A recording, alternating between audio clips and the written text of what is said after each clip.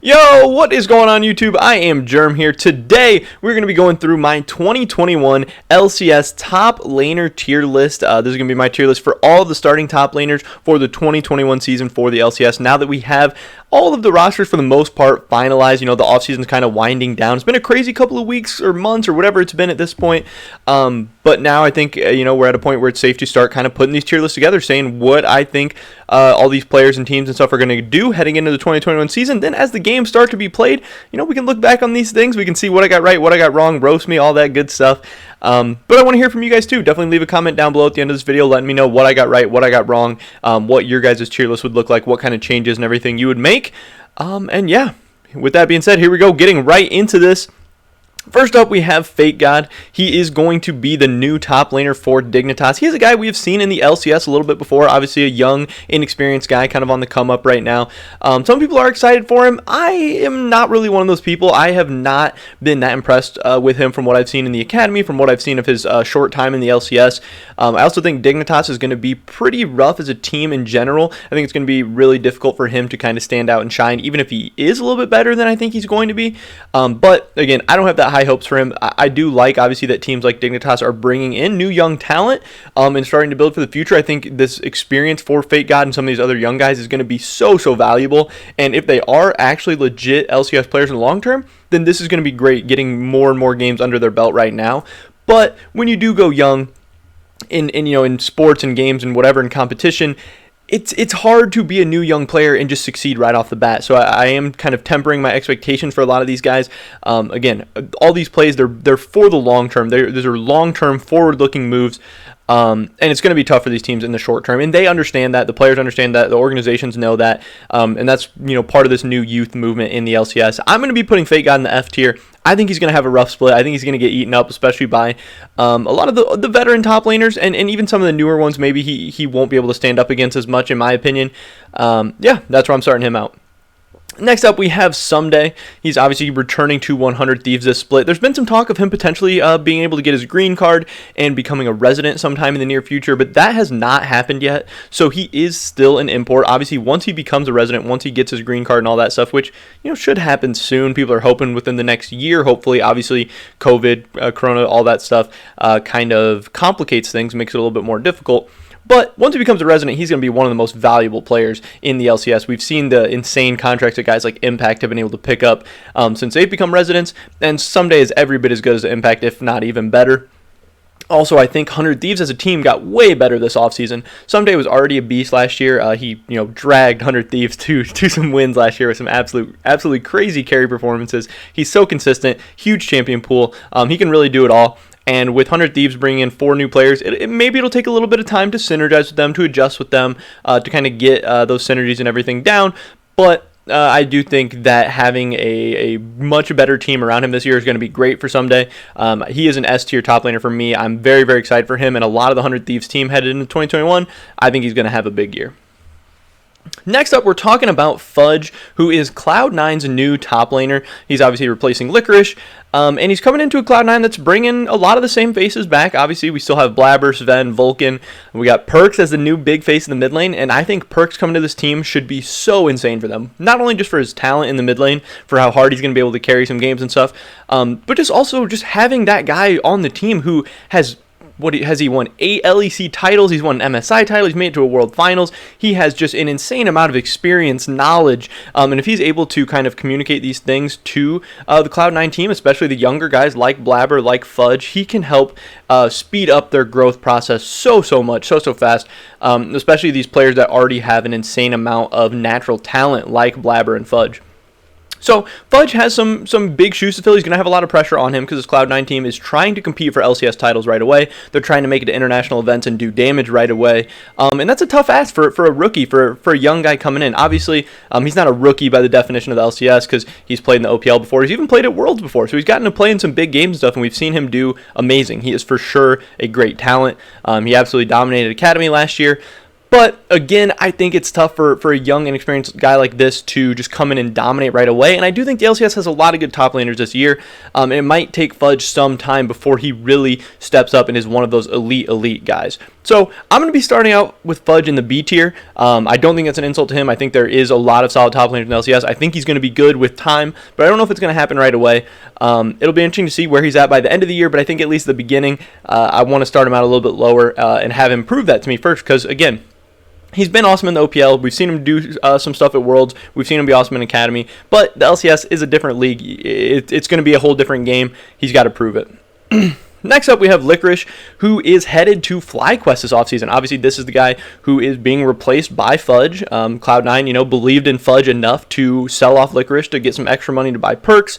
And Licorice has been a beast for a long time. He's been a perennial MVP candidate, one of the best players, one of the best top laners, one of the best players in the entire league.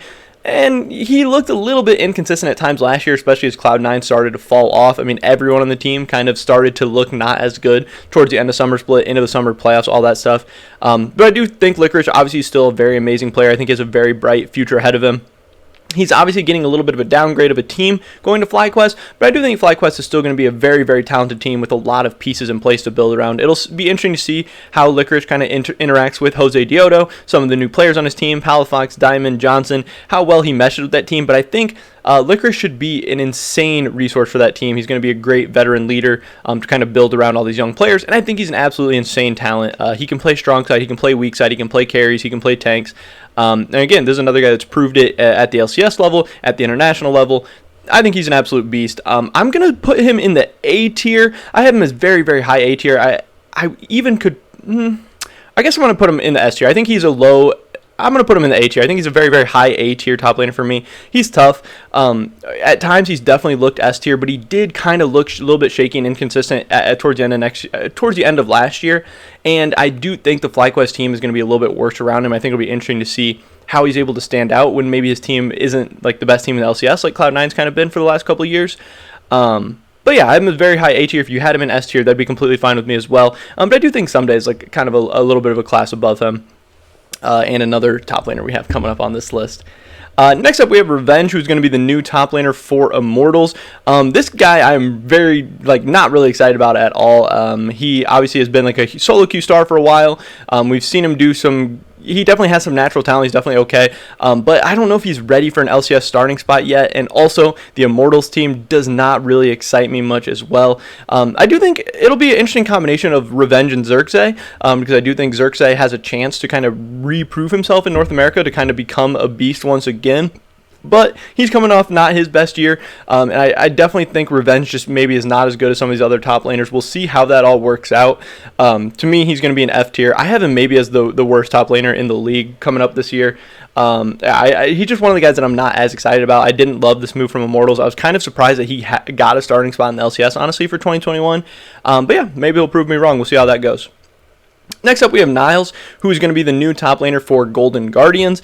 This guy is super, super interesting, and everyone has very, very polarizing opinions about him. This is a guy coming from Maryville University, one of the best collegiate programs in all of Collegiate League of Legends, and he's taken an interesting path. He is skipping entirely over the academy scene and going straight to the LCS, so it's going to be interesting to see how that goes. We haven't really seen people do this too much before, and it'll be interesting to see just how someone is able to do without going through the steps, without going through the normal process that people go through of going through academy and then to the LCS.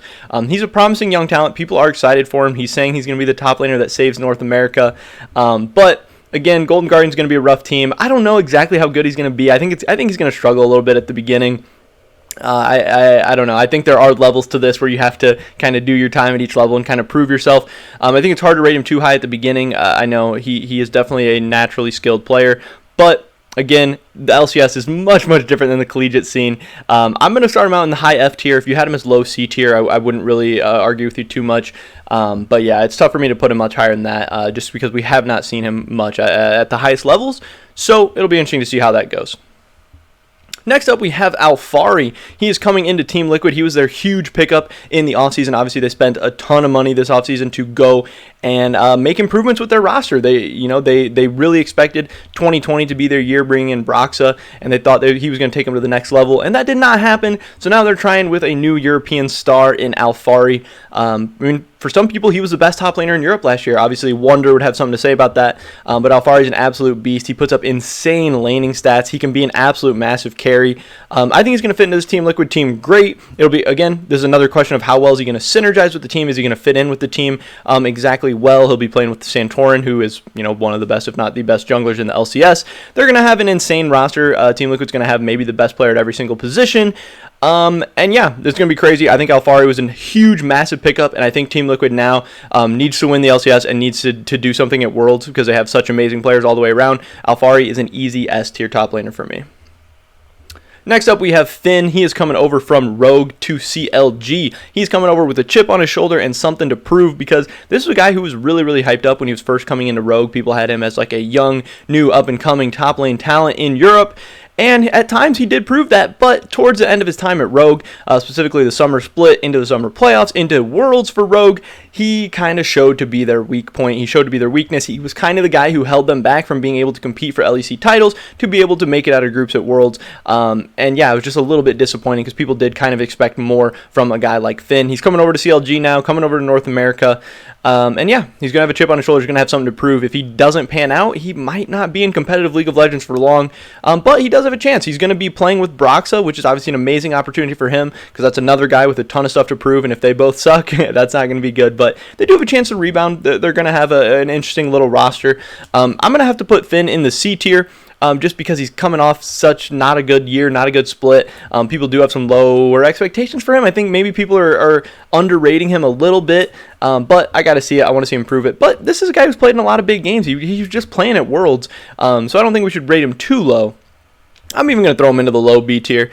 Because, yeah, I think he has a chance to be good. Because he wasn't that terrible. He just kind of wasn't good enough to be, a player shining at Worlds and stuff. But if you're just a middle-of-the-pack LCS team like CLG, he could be a very, very solid top laner for you. Next up, we have Hooni, who is a very, very polarizing figure right now. Some people are arguing if he should even have a starting top lane position in North America. He's obviously the new top laner for TSM, who now has Haunter in the academy, who's going to be, right at his heels competing for that starting spot. Hooni is a guy who's been very, very up and down. Obviously, over his whole career, he's been in competitive League of Legends for so long, but he's still not even that old. He's like 22, 23, something like that. He's had an amazing success with Fnatic, with Immortals, with SKT, and then he's had not so much success with some other teams. He made Worlds with Clutch, but he's been on some other teams like Echo Fox and Evil Geniuses, and maybe not been able to perform as well. So people have some questions and doubts about him. But this is another guy who he has said himself that he knows if he doesn't succeed at TSM, he might be done in competitive League of Legends. This might be his last chance. So I think we're going to see a motivated Hooni who is going to be looking to succeed. Obviously, he's under great leadership with TSM, with Bjergsen being his coach. He has a pretty good team around him with guys like Spica, Power of Evil, Sword Art. He has a chance to succeed on this new team and this new roster. And yeah, he'll have to prove himself, obviously, early and often. Otherwise, Haunter is going to be competing for that spot and might even take over by the end of the year.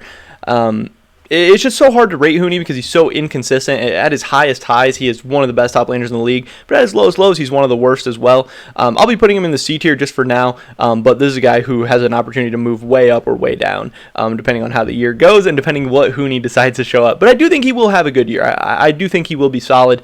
But if he's not, TSM's going to be fine. They have Haunter waiting ready to go. Finally, the last guy on our list is going to be Impact. He was the new big pickup for Evil Geniuses. Obviously, he's coming over from Team Liquid, where he had been for a while. And he's had a ton of LCS success. Obviously, won some championships with Team Liquid. He's had some very, very great years.